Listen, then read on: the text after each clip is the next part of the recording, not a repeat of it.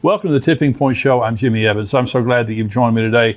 Have a great teaching called the Harvard Prophecy. I want to give you, and I'll get to that in just a second. Also, in the subscriber portion, I'm talking about starvation. I'm talking about famine and some very, very serious things that are happening all over the world related to the drought that's happening in America and also many places in Europe and other things that are threatening the world food supply very quickly. The world is going to go into a crisis, and this is not anything that can be prevented in the near term because of the seriousness and the global nature of what's happening. I'm talking about that, plus I'm answering questions from our subscribers. This is in the subscriber portion, but right now I want to bring this teaching called the Harvard Prophecy. Now, when you think of the word prophecy, you think about the Bible or some godly person with a prophetic gift. But in this program, I want to talk about a very important prophecy to America that was given by a secular sociologist from, of all places, Harvard University. And every word of his prophecy has come true in our day. And he's a Harvard sociologist named Carl Zimmerman. Now, he wrote this book. This is not a book. It's actually a study that he did called Family and Civilization. But 1947 is when his study came out, all of his research. Unbelievable amounts of research that he did into the family and history. Now, why was he publishing his research in 1947? It's because he was very concerned about the secularization of America.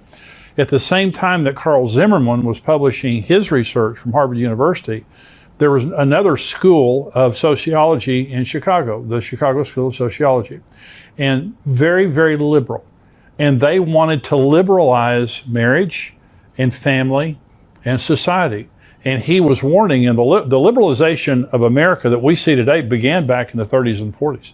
And that's hard to believe, but it's true. And so he was concerned that he was seeing the signs going back into history that destroyed societies in history. In fact, what he did was he went back and documented that every major civilization, Assyrian, Babylonian, Sumerian, Greek, Roman, Western, began with a family model resembling a biblical model. Now, listen to what I'm saying. Every great nation became great with a family model that resembled the biblical model. It didn't matter if they were Christians or not, if they were Jews or not. No society ever becomes great by sin. No society ever becomes great with weak families. None. America became great because of the strength of our families. The marriage was strong, family was strong, and then it becomes liberalized. That happened in Rome, that happened in Greece, that happened in Egypt, that happened in Samaria. All great civilizations in the history of the world, they never become great with weak families and weak marriages, never. But once they become great, that's when the devil, through liberals, begins to attack the family system, and you see the downfall of every society in the history of the world that has fallen from within has gone through exactly the same steps as we're seeing right now in America. In fact, that we've seen in America. So Carl Zimmerman, in studying all the civilizations of the world, he boiled everything that he had seen down to 8 signs. And he calls these the 8 signs of an atomistic age. In fact, he has 11. And this is not an easy read. It's a sociological, report. But it's a phenomenal read if this is something that interests you, because it goes back into world history. You can go back and document every society that has fallen. It's a family problem. You know, when there's a mass shooting or some kind of a horrible thing that happens in America, you'll hear people on the news, and they'll say, well, this really goes back to the disintegration of marriage and family. And no one wants to hear that. Our liberal society, in fact, they hate marriage and family. They hate marriage. And so they hate the biblical model of family for many reasons. I'll talk about that more in just a minute. But Carl Zimmerman, in his book, he talks about the signs of an atomistic age. Now, atomistic is like an atom, A-T-O-M, the smallest measurable unit. Protons, neutrons, electrons. And so an atomistic age. Well, what does that mean? That means society goes from being about the whole to being about the individual, the atom. The tiniest measurement of one person. It's not about the 330 million people in America. It is about that individual, that now we celebrate the individual. So how does that happen? Because all great societies become great because you have a strong marriage of parents who care about their children more than themselves. More than themselves. They sacrifice for their family. Most of them have a fear of God. They're very committed to family, and they're very committed to community, and they sacrifice for the purpose of their marriage and their children and their community. Okay, so he goes back in history and he does incredible amounts of research on all the great societies in the history of the world and why they fell. Okay, and so here are the things that they all have in common. You'll recognize every single one of these related to America.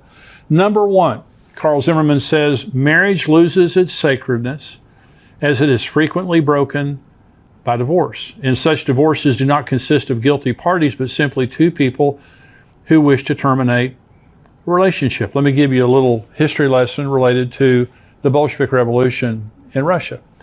And in 1917, there was the Red October, where the Bolsheviks overthrew the czars. They overthrew the previous government. Now, their formal government, the Soviet government, wasn't set up until 1922, but they came in and they took over.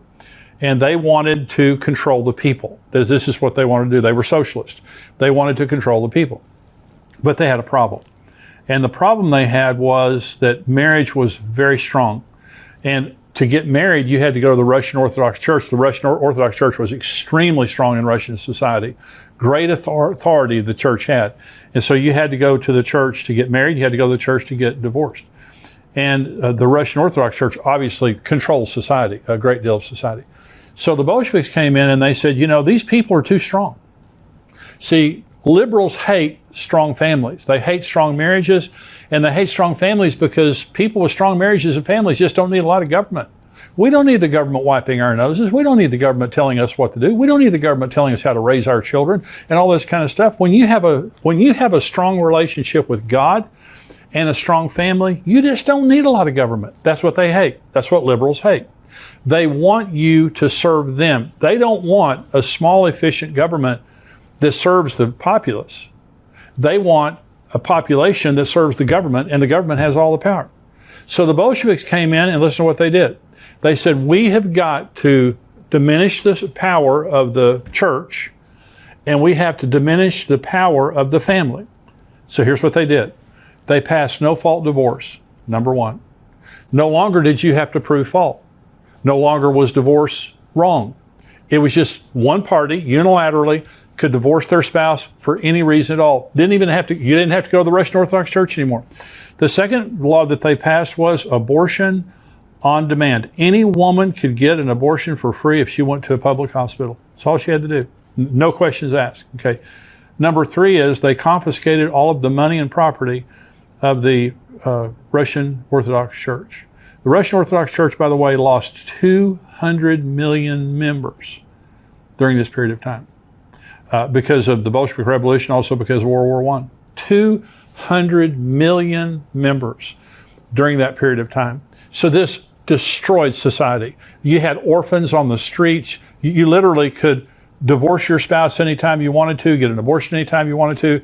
It destroyed the Russian society, and that's exactly what they wanted, because now marriage was no longer sacred and something connected to the church. It became all about the individual. Okay. Number two, sign of an atomistic society, is the traditional meaning of marriage is lost. Alternate forms of marriage arise, and individualized marriage contracts are advocated. Pseudo-intellectuals. Now, by the way, this is Carl Zimmerman now. Carl Zimmerman called liberals pseudo-intellectuals.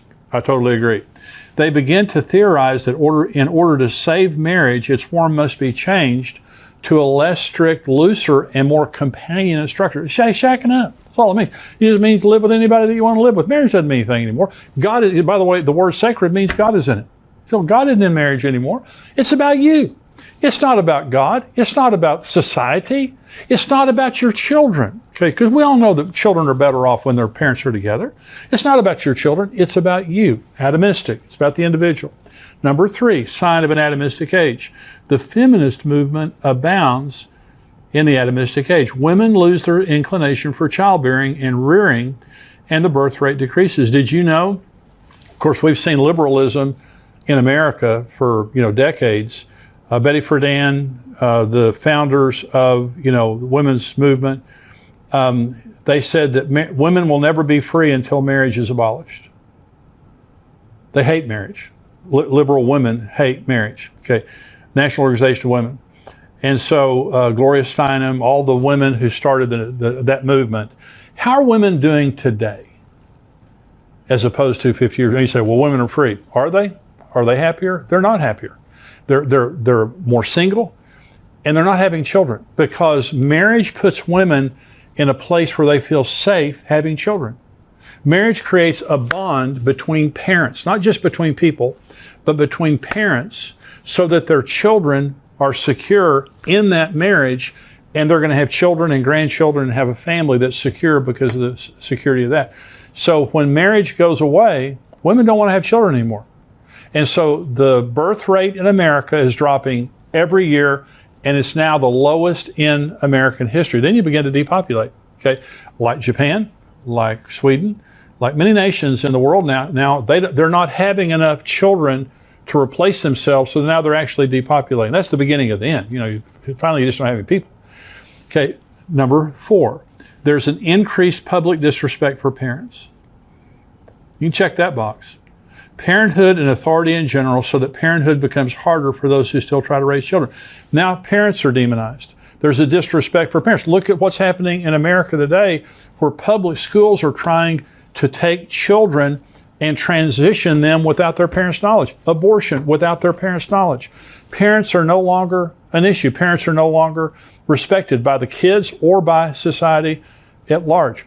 Number 5, there's an increase in juvenile delinquency, promiscuity, and rebellion. This has exploded in our society. See, when I was in Africa, Karen and I went to Africa with her parents, our whole family. And one night we were sitting and talking with our guides, the guides who took us into the bush with all the wild animals. And the elephants were just spectacular. Elephants are just the most majestic animals in the world. And they were telling us about efforts they were making in South Africa to remove elephants, to thin out the elephant population because it was getting too big. And they couldn't do it. It was impossible. And he was telling us the elephants are so social and so intelligent that you can't thin it out. If you begin to kill them, they grieve over every other elephant that's killed, and they begin to act out. They begin to get more hostile.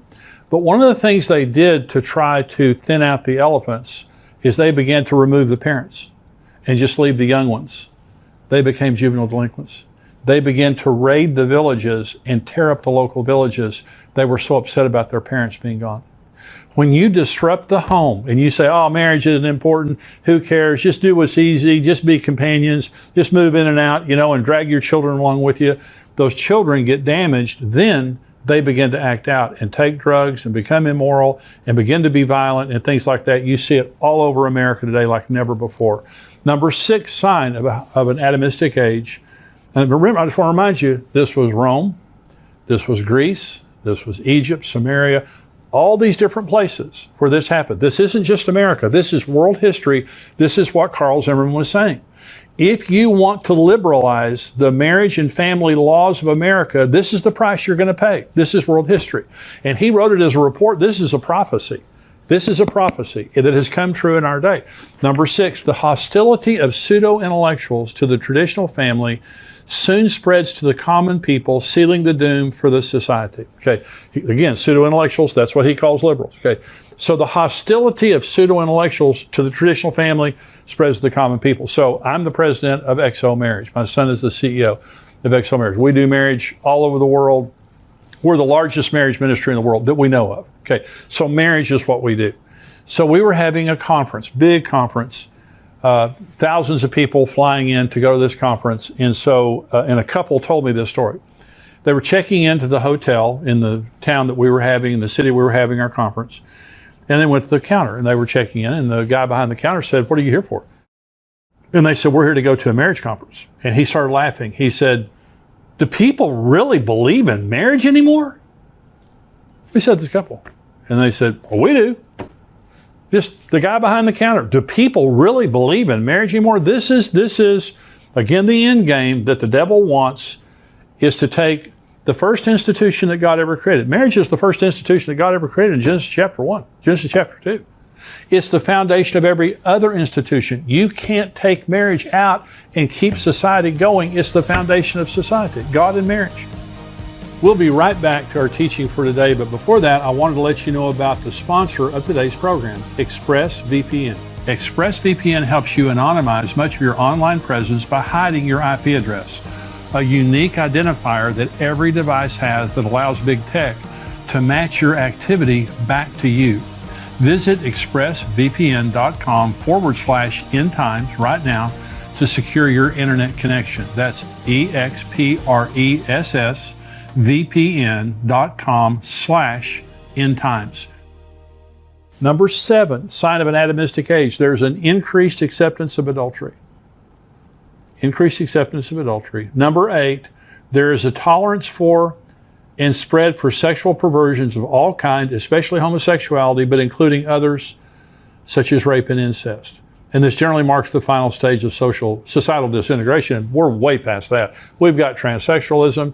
I had a friend of mine, and I was preaching for him in Florida, and we were sitting and talking before I went out and preached, and he said, I'm calling an emergency meeting of the church tonight to talk to the parents. And I said, what? And he said, my son is in high school. And he said, Jimmy, you can't even comprehend the perversion and degradation that's happening sexually in the high schools. That was 10 years ago. And he told me, and I'm not going to repeat to you what he told me. It's the most unbelievable thing. But what he said is, no longer are you a homosexual or a bisexual, you're a pansexual. And Miley Cyrus, I think, was the first one I heard that said this. Pansexual meaning, don't put a definition on me. I'll have sex with whomever, however I want, as often as I want. This is and it's not just immorality.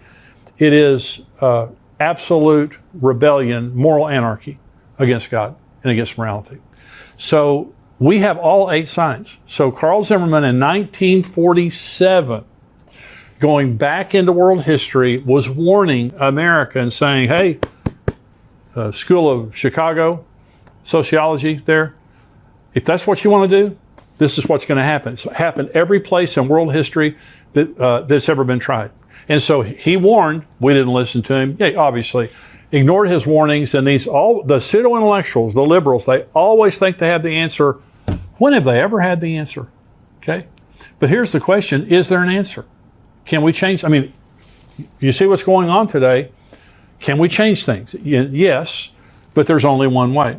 And I want to go back to the thing that I said in the beginning, and that is the number one sign that Carl Zimmerman gave was marriage loses its sacredness. You have to turn back to God. When marriage loses its sacredness, it's because you no longer see it as God being in it. Now, in Matthew 19, this surprises some people. In Matthew 19, Jesus is confronted by the Pharisees. Now, the Pharisees believed in her-fault divorce. Okay, not no-fault divorce, her-fault divorce. Women were owned. Women were chattel. They were property. Women didn't have rights. Men had all the rights. Listen to the context of Matthew 19. The Pharisees also came to him, Jesus, testing him and saying to him, is it lawful for a man to divorce his wife for just any reason? And he answered and said to them, have you not read that he who made them at the beginning made them male and female? And said, for this reason a man shall leave his father and mother and be joined to his wife, and the two shall become one flesh. So then they are no longer two, but one flesh. Therefore, what God has joined together, let not man separate. Now they're coming up and they're asking Jesus an honest question. If she burns the biscuits, can I put her away? If I just get tired of her, can I put her away? Because that's what they believed. They believed that for any reason at all, their wife did not please them. They just send her down the road. And all a man had to do to divorce his wife was write down on a piece of paper, I divorce thee, walk to the front door, hand her that piece of paper. She left without children, without furniture, without money, without anything. Typically to go back to her family in shame. So women is a horrible place for women to be. And Jesus said, that's not the way God created marriage. You be careful. What God has put together, what God has joined together, let not man separate. So in In a functional society, you don't mess with marriage because God is in it. You don't go into a mother's womb and take a baby out because God is in it. See, sacred means we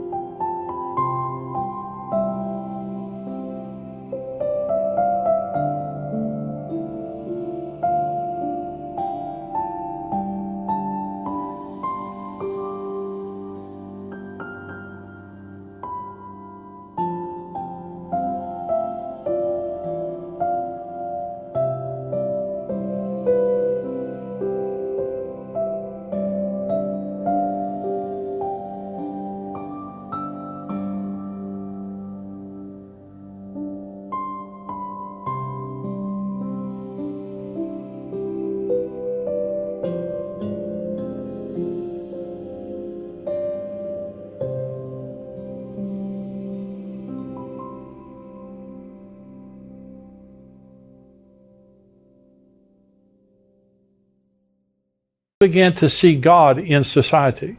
We see Him. But when you secularize a society, it means you sanitize God away from it. And that's exactly what's happened in America. We've taken God out, so no longer do we see marriage. It's about me. It's about me. It's about the individual. It's no longer about the group. And you have people working hard and raising a good family and paying their taxes and being important people in society. Then you have a person over here who's a pervert and comes out and says they're a pervert, and they go, oh, you're such a hero for being a pervert. And I was going, no, you're a pervert. We've taken the wrong and made it right, and the right and made it wrong. We've taken people who destroy societies and celebrate those people, and take people who build societies and begin to persecute those people. This is what's happening in America today. And so I'm saying, we go back into history. History is not on the side of liberals. Liberals don't like history. In fact, you look at socialism, and I was in church last Sunday morning, and Ed Young, who's my pastor, was preaching on wokeism, and he was talking about the lie of socialism. And you go back to Marxist Karl Marx. Karl Marx lived in London. He lived in a capitalistic society, and everything he did was paid for by a rich capitalistic friend of his. He never had to live under his stupid beliefs. He was a theoretical economist. He had theories. Every place his theories have touched have been destroyed, and 120 million people have lost their lives because of Marxist socialism. And so it's a lie. They can't build anything. They can just tear stuff down. And so in every society where God is working, in every society that is growing, there's some type of a family system with strong marriages, strong families, strong community of God-fearing people. That's what they all have in common. But in every society that is being destroyed, there's liberal thought, and marriage loses its sacredness. People begin to shack up. It's all about the individual. Women stop having children. Parents are no longer respected. Kids begin to be juvenile delinquents, and immorality of every kind comes into society. And that's the beginning of the end. And that's where we are today in America. The only hope we have in America is God. That's our only hope. And I pray for our politicians. I pray for this election that we have coming up in November. And I hope that good people win. By good people, I mean God-fearing people who believe in what I believe in. I believe what the Bible believes in. And so, but I don't put my hope in politicians. The only real hope America has is for revival and awakening. I prayed for it this morning. I'm asking you to pray for it every morning, every time you pray. And awakening. Revival is the church. You don't revive something that was never alive. They need to be revived. And society needs to be awakened to the reality of God. And there's been revivals and awakenings in history in America, in different places in the world that have changed society. We need a society-changing revival. We need to put our eyes on Jesus. But one of the reasons I'm saying this to you today is don't listen to the lies of the pseudo-intellectuals who believe they have the answers.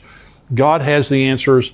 This was not a religious man bringing a word based on the Bible. This was a sociologist going back into history and making an honest assessment of what destroys societies. And liberals and liberal thought destroys societies. God and God's form of God's plan for marriage and family is what everything thrives upon. I want to encourage you today. Maybe you've kind of been affected by some of the nonsense that liberals talk about. Get it out of your head. Believe in God. Put your feet firmly upon God and God's Word, and I promise that you'll have the best future that you can possibly have with that as your foundation. So as a society, how did we get here? We got here by liberalizing marriage and family, and from that point forward, we've been down on a downhill slide. But God can change things. We need to put our eyes in God and believe in Him. So I want to go now to the subscriber-only portion of the show. I'm talking about horrible things that are happening in the world related to drought and famine. And this is actually a good thing if you're looking for Jesus to come, because this is one of the major signs of the end